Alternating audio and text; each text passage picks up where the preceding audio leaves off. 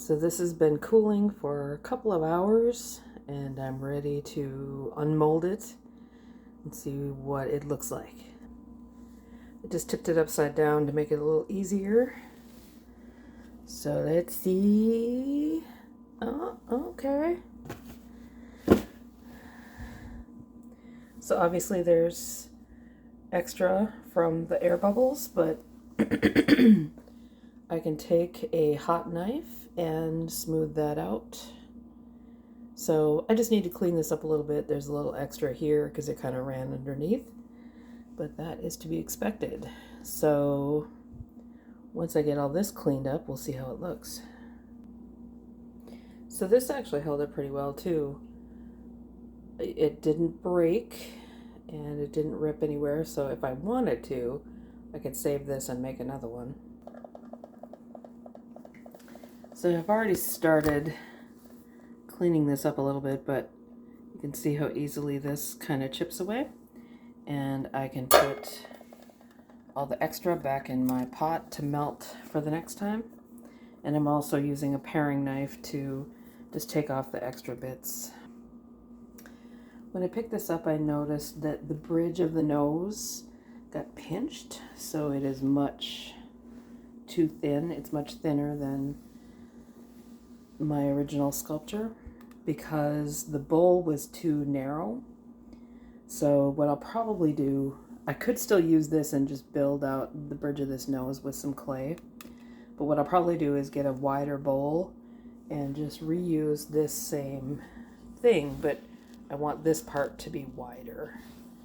So if I have a little wider space to stretch it out, then the whole face becomes a little bit wider.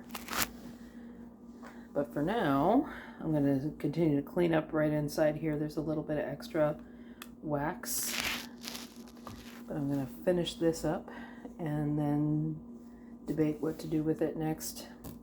Also, this is obviously much thinner in profile than my original clay, but I can always add clay to this, but I have a nice, hard, rigid surface to work with now, and that's why I do it like this.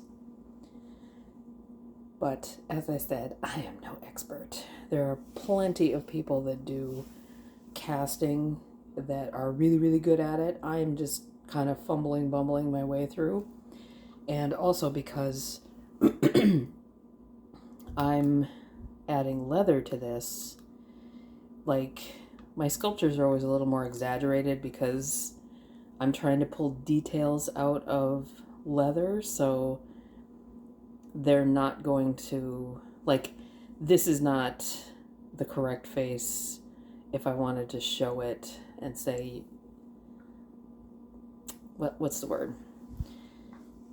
It's not as realistic looking as it could be because this is a tool. This isn't the final sculpture. So I guess in some ways I'm a bad sculptor because I have to make things more exaggerated in order to show through the leather.